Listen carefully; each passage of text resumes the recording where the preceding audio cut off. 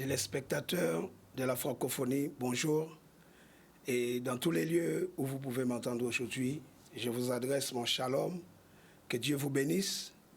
Que Dieu vous bénisse au travers de cette émission que nous reprenons aujourd'hui. Et je crois que Dieu a quelque chose d'excellent pour vous aujourd'hui. Alors soyez attentifs. Je suis venu aujourd'hui particulièrement pour vous apporter ce message sur la découverte de soi. Bien-aimés, beaucoup de personnes ne savent pas qui ils sont en tant qu'individus. Beaucoup de gens ont besoin que les gens leur disent qui ils sont. Mais aujourd'hui, je vais t'amener ce message qui va t'aider. J'aimerais, par la grâce de Dieu, que nous puissions aller dans le livre de Psaume 139. Nous allons lire le verset 23 au verset 24. Voici ce que déclarent les Écritures. David dit, « Sonde-moi, ô Dieu, et connais mon cœur. Éprouve-moi et connais mes pensées. Regarde si je suis sur une mauvaise voie et conduis-moi sur la voie de l'éternité. » David dit, « Conduis-moi sur la voie de l'éternité » parce qu'il reconnaît qu'il y a une part d'éternité que Dieu a déposée en lui. Et nous avons une part d'éternité que Dieu a déposée à l'intérieur de chacun d'entre nous. Je veux dire que la manière dont vous pensez, c'est ce que vous allez devenir. Parce qu'il y a un combat, et ce combat se trouve dans votre pensée. Votre système de croyance va déterminer votre philosophie de la vie. Nous n'avons pas beaucoup d'efforts à faire, il suffit de regarder notre vie. La Bible dit dans Romains 12, verset 2, « Ne vous laissez pas modeler par le monde actuel. » Autrement dit, ne coulez pas dans le moule de ce siècle, mais laissez-vous plutôt transformer par le renouvellement de votre pensée, le renouvellement de votre mentalité, pour pouvoir discerner la volonté de Dieu, ce qui est bon, ce qui plaît à Dieu, ce qui est parfait.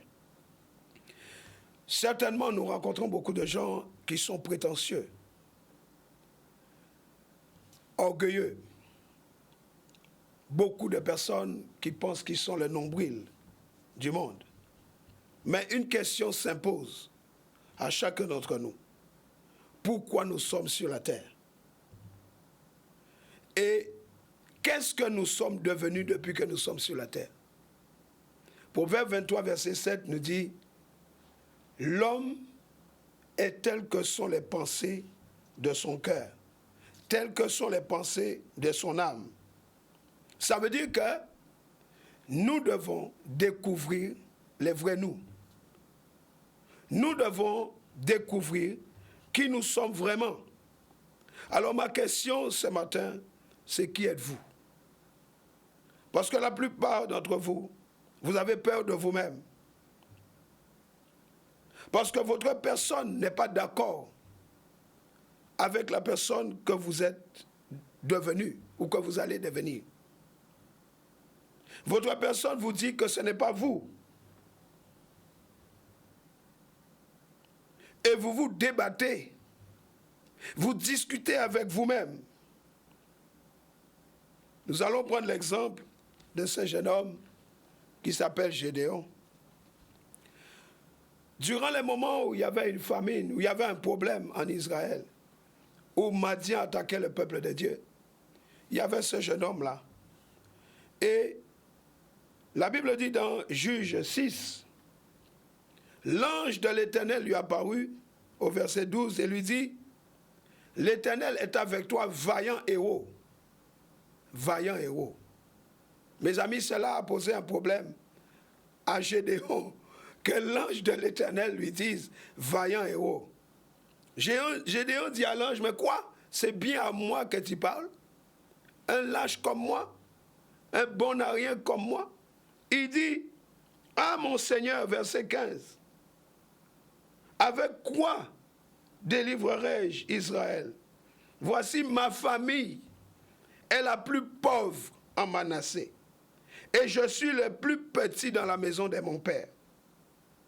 Parce que Dieu, qui s'est tourné vers lui a dit, va avec la force que tu as et délivre Israël des Madians. Mais Gédéon dit à Dieu, est-ce que c'est bien à moi que tu parles? Je suis un lâche. Voilà pourquoi aujourd'hui je suis venu ici, au travers de cette émission Le Temps des Aigles, pour vous présenter à vous-même. Qu'est-ce qui est plus important dans votre voiture? Vous achetez un véhicule qui coûte cher. Et pourtant, vous avez besoin de la batterie. Une batterie coûte combien? Entre 150, peut-être 90 et 200 €. Il y a le fil conducteur de la batterie. Ce petit fil conducteur, peut-être, ou même les bougies, peuvent valoir 5 €. Et pourtant, si vous ne les avez pas, votre véhicule que vous achetez, 60 000, 90 000 € restera immobilisé. Alors, qu'est-ce qui est plus important? Le fil conducteur n'a pas de puissance. La batterie a la puissance. Mais sans le fil conducteur, la voiture ne bougera pas. Sans l'essence, la voiture ne bougera pas. Donc, cela parle de la source et des ressources, de l'assemblage. Chaque pièce compte. Chaque pièce a son fonctionnement dans le dispositif. Mais vous avez été convaincus depuis toutes ces années que vous êtes inutile. Laissez-moi vous dire ce matin, vous qui m'écoutez, vous n'êtes pas un accident. Vous êtes une mission. Est-ce que je peux répéter cela? Je dis, vous n'êtes pas un accident. Vous êtes une mission. J'ai observé un noyau, une graine. Quand on met cette graine en terre, la graine commence par se nourrir des réserves qui sont dans la coque. Ça veut dire qu'à l'intérieur de vous, vous avez reçu une semence. Il y a quelque chose qui a été déposé à l'intérieur de vous qui s'appelle un don. Personne ne peut vous donner un don. Vous l'avez reçu de l'Éternel Dieu. Mais ce don a besoin d'être affiné. Et les circonstances de la vie, les situations au travers desquelles nous pouvons passer vont nous aider à raffiner notre don. Comprenez-vous cela? Cette petite graine va commencer à se nourrir des réserves qui se trouvent dans la coque. Mais à un moment donné, les réserves ne seront pas suffisantes. Il va y avoir, pour cette tige qui va se développer, il va y avoir, cette tige va avoir besoin des racines. Et ces racines vont se plonger dans l'environnement dans lequel se trouve cette graine qui a poussé. Donc je suis en train de dire que votre environnement détermine aussi la manière dont vous allez grandir. Si votre environnement est mauvais, les aliments que vous allez puiser dans cet environnement vont vous polluer. Parce que la racine va puiser dans le sol les nutriments nécessaires pour alimenter la tige qui va pousser. Comment et avec quoi vous alimentez vos pensées, votre système de croyance chaque jour? Quelles sont les pensées que vous avez, que vous vous donnez chaque jour, qui vous nourrissent? Comprenez-vous cela? Beaucoup de gens parlent très mal d'eux-mêmes. Il y a un élément qui est commun à toute personne sur la terre, c'est le temps. Les riches, les pauvres, nous avons tous quelque chose de commun, c'est le temps. Donc nous devons racheter le temps. Nous devons maximiser notre temps. Les dons communs à tout homme, c'est le temps.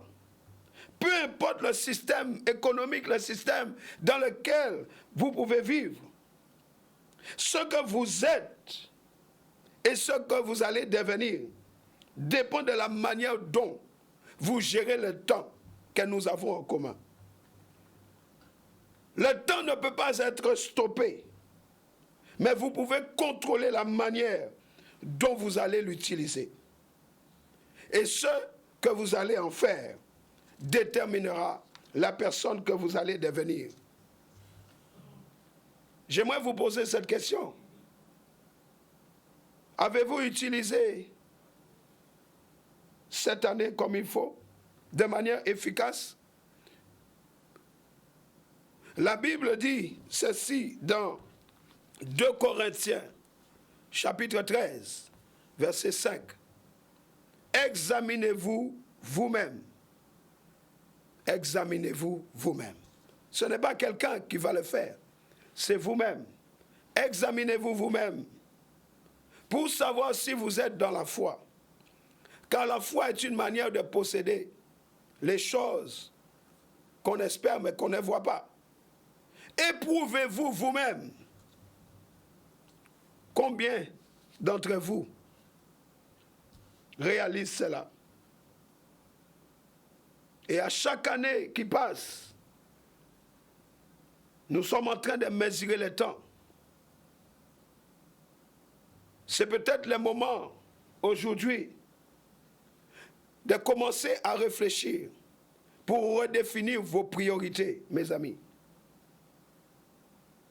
Parce que la nouvelle année qui arrive va amener une opportunité de raffiner votre but dans la vie. Vous devez avoir un but. Le don, c'est votre but. J'ai parlé de cette graine. La semence d'un manguier va donner un manguier.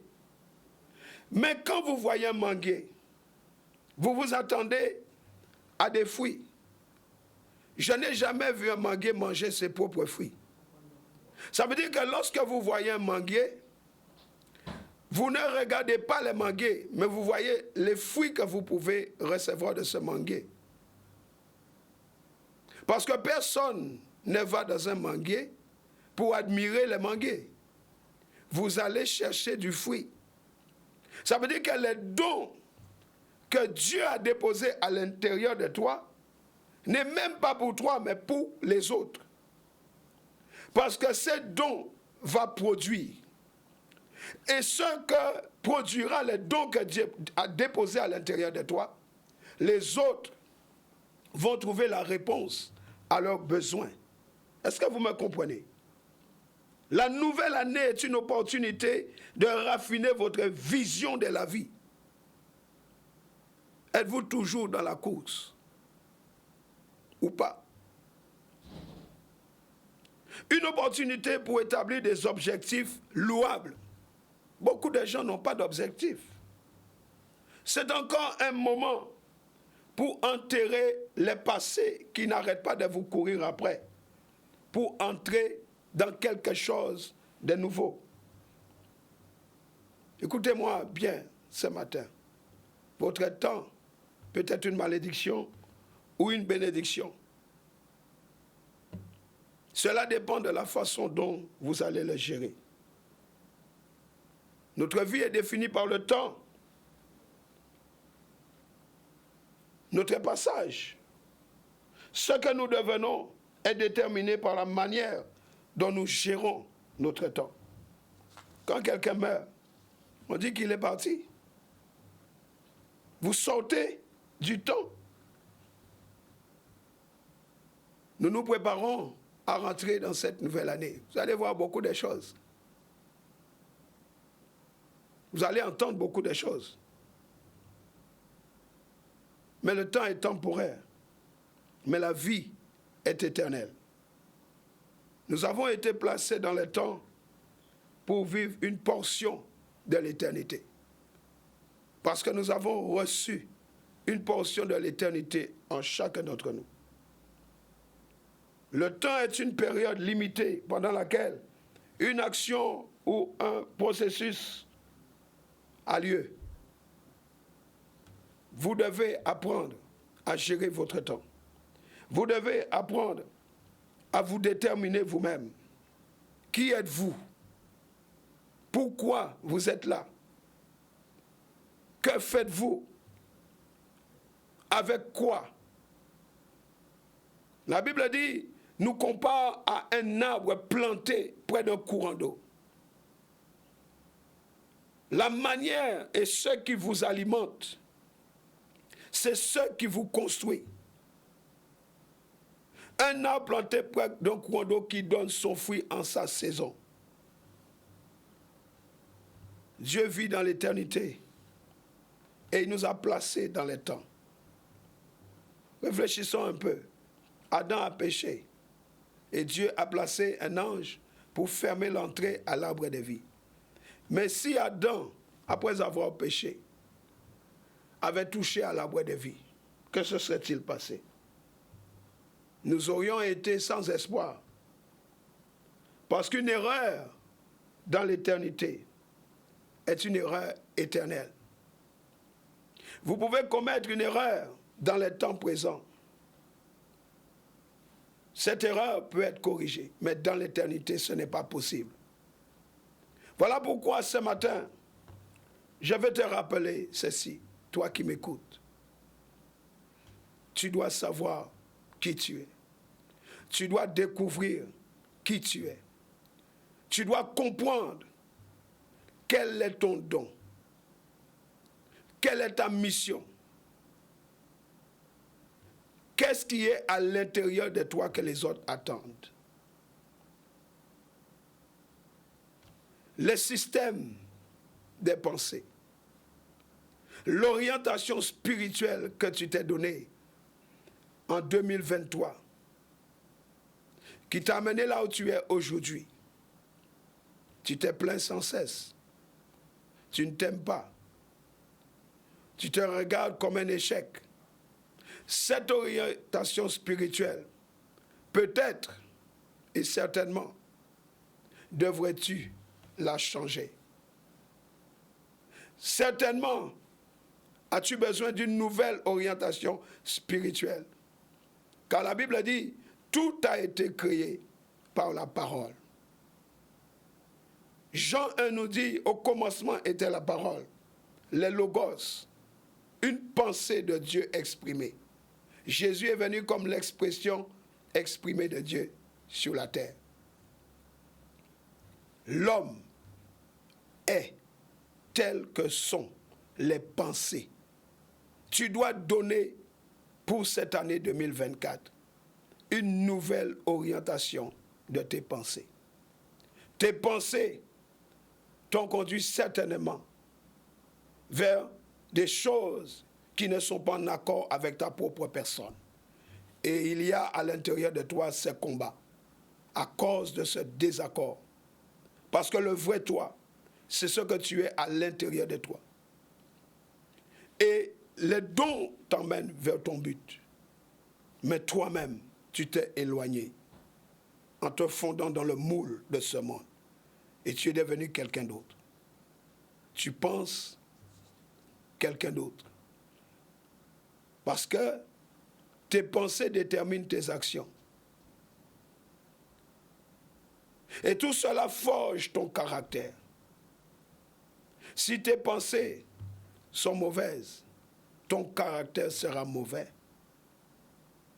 Et ce que tu vas dire de ta bouche, qui provient de l'abondance de ton cœur, se traduira par ce que tu as à l'intérieur de ton cœur. Si ton cœur est mauvais, ce que tu vas sortir de ta bouche sera mauvais. Si ton cœur est bien nourri, ce qui sortira aussi de ton cœur sera à l'image de ce qui t'est rempli. Aujourd'hui, redéfinis tes priorités. Aujourd'hui, je te donne l'opportunité de te redéfinir, de te redécouvrir. Tu n'es pas ce que les gens pensent de toi. Tu n'es pas ce que les gens disent de toi. Mais tu es ce que Dieu dit de toi. Donc si tu veux savoir qui tu es, il faut aller. Il faut retourner au constructeur. Le fabricant te connaît et il sait ce qu'il a mis à l'intérieur de toi. Et il attend que tu exprimes les dons qu'il t'a donnés. L'éducation ne va pas te donner les dons. L'éducation va t'aider ou pas à raffiner les dons qui sont en toi. Mais tu dois avoir un but. Tu dois avoir un objectif. Parce que les dons qui sont en toi, c'est pour accomplir un objectif. Aujourd'hui, je te donne cette opportunité de revenir. Parce que tu t'es éloigné de la source. Un arbre planté à la bonne source donne des bons fruits. Un arbre planté dans un mauvais environnement aura du mal à donner des bons fruits. Tu dois nettoyer ton environnement.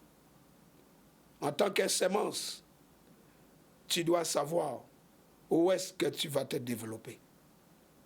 Tu vas nettoyer. Tu dois nettoyer ton environnement. Tu dois revoir ton système de croyance. Ne vous laissez pas modeler par le système de ce monde. Le monde vend la personnalité d'autres personnalités que toi tu achètes. Tu négliges ta propre personnalité pour endosser la personnalité des autres. C'est pourquoi tu ne sais pas qui tu es. Parce que durant toutes ces années, tu n'as fait que porter la personnalité de quelqu'un d'autre. Mais cette année 2024 qui arrive, change tes orientations spirituelles. Reviens à la source, car le fabricant connaît qui tu es. Et tu portes la marque du fabricant qui t'a créé. Bill Gates, Apple, avant de mettre les produits sur le marché, le produit est testé. Et il met sa marque après avoir testé les produits. Vous allez dans les magasins, vous achetez un portable iPhone avec la marque Apple. Mais vous savez qui est derrière, parce que la marque représente celui qui a créé la marque. La marque représente le constructeur. Mais le constructeur, il n'est pas là pour plaisanter.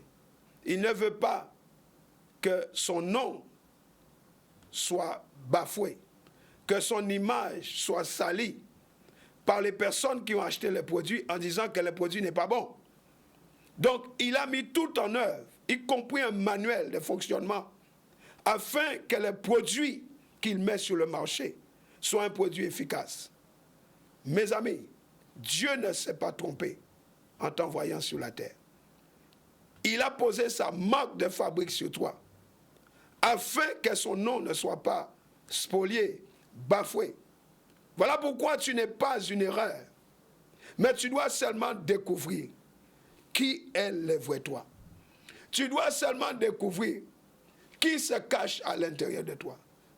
Qui es-tu? Voilà la question à laquelle tu dois répondre. Dieu t'a donné le Saint-Esprit, non pas pour être une erreur, mais pour promouvoir la marque. Nous portons en nous le sceau de Dieu. Et Dieu attend que nous puissions faire la promotion de la marque, la promotion de son nom. Nous avons reçu un nom qui est au-dessus de tous les noms, un nom devant lequel tout genou fléchit. Il attend que chacun d'entre nous, nous fassions la promotion de qui il est. Voilà pourquoi notre système de pensée doit s'adapter au système du royaume. Si, pour cette année de 2024, vous ne changez pas d'orientation spirituelle, téléspectateurs de la francophonie et tous ceux qui m'écoutent aujourd'hui, si pour cette année 2024, vous ne prenez pas les dispositions pour changer votre orientation spirituelle, vous les regretterez. Aujourd'hui, je vous donne cette opportunité de vous découvrir vous-même. Examinez-vous vous-même. Faites le bilan de vous-même. Je prie que Dieu vous aide. Je prie que le Saint-Esprit vous ouvre les yeux. Je prie que la grâce et la faveur de Dieu soient avec vous. Que Dieu vous bénisse. Soyez dans la paix. À samedi prochain, au nom de Jésus. Shalom.